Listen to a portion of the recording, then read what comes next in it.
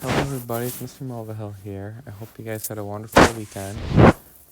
Today we're going to kind of recap what we did last week and a little bit of new stuff with one new vocabulary word. So what I want you to do is pause the video and as a recap, try to evaluate, so you're going to get a final answer, final number value, the following expressions here. Okay, so for this one, when you're evaluating, you should know that anything to the 0 power is 1. Plus 7 squared is just 7 times 7. So that's going to be 1 plus 49, and that's going to equal 50. Next one here. Again, we have something to the 0 power, so that'll just be 1 plus 5 to the negative 1. If you ever have a negative exponent, it doesn't mean negative 1 times 5. It's not negative 5. It's 1 over 5 to the 1. And really, 5 to the 1 is just 5, so it's just 1 plus 1/5. And 1 plus 1/5 is 1 1/5, or 1.2. Next one here, 3 times 10 to the 4th. Okay, well, 3 times 10 to the 4th, this part will be 10 times itself 4 times. And that's going to be 300 times 10 times 10 times 10. This will be 3,000 times 10 times 10. And if you know the secret with tens, to figure that out when you multiply, just add 0. So I'm going to use that trick right here. Right now we have 3 zeros, and if we're multiplying 2 more tens, I'm going to throw on 2 more zeros. We should get 300,000. Alrighty, and then the last one here, 1 over 5 squared. Well, we know that's the same thing as 1 over 5 times 5, because these bottoms are the same and these tops are the same. And that is just 1 over 25, or 0.04. They're both the same. All right. Let's also go into some more recap with simplifying the following expressions. These are the 4 rules that we have to know when we simplify expressions. So this rule right here is the product rule, and we're going to add exponents because they have the same base. So you're allowed to, they have the same base, so you can add the exponents.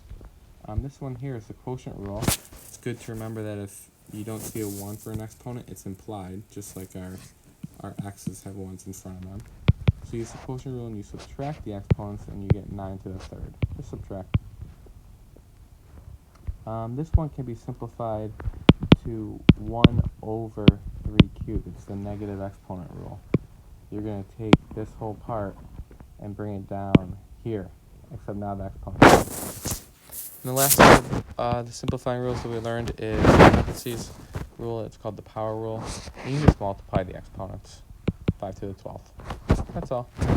So here you're adding, here you're subtracting, here you're kind of flipping, and here you're multiplying for the simplifying rules with exponents. All right. So here's the new vocabulary for the day. It's called equivalent. We've used it before. I just want to recap that the word equivalent means if something is equivalent, it holds the same value, in parentheses, even though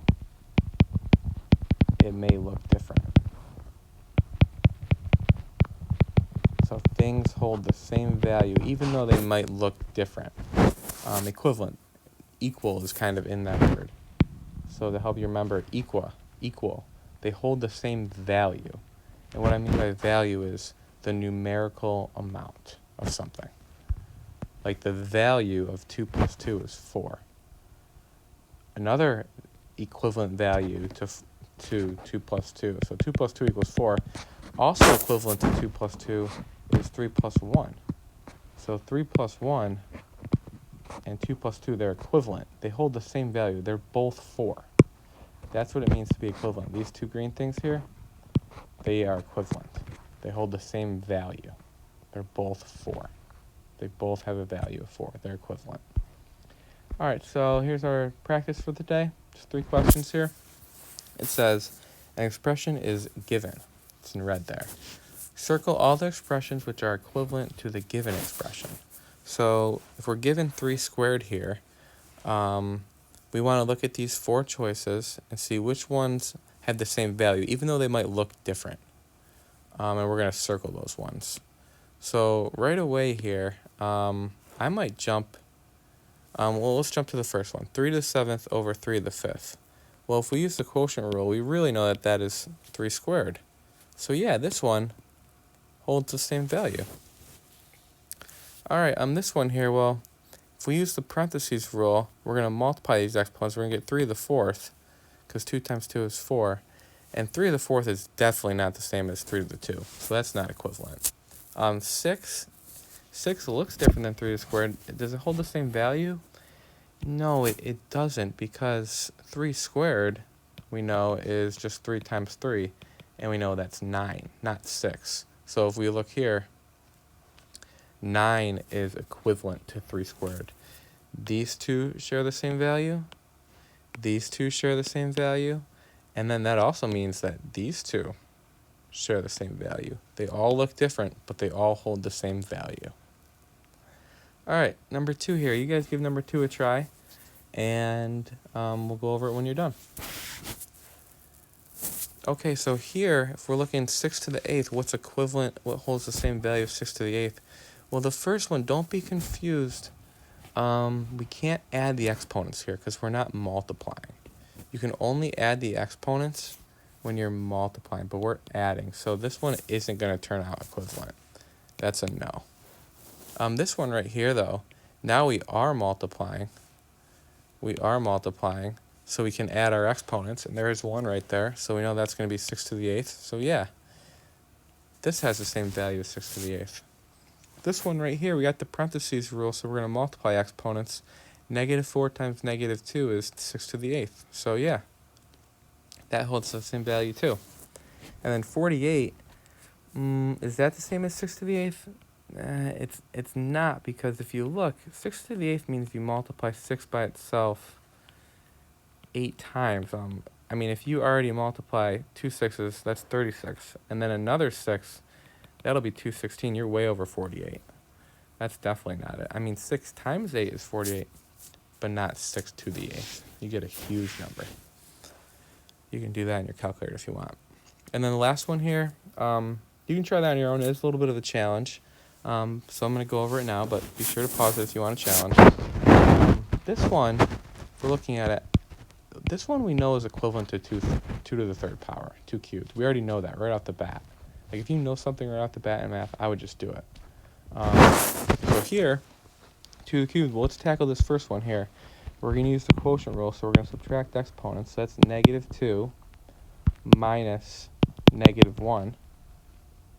And that is -1, so that's not it.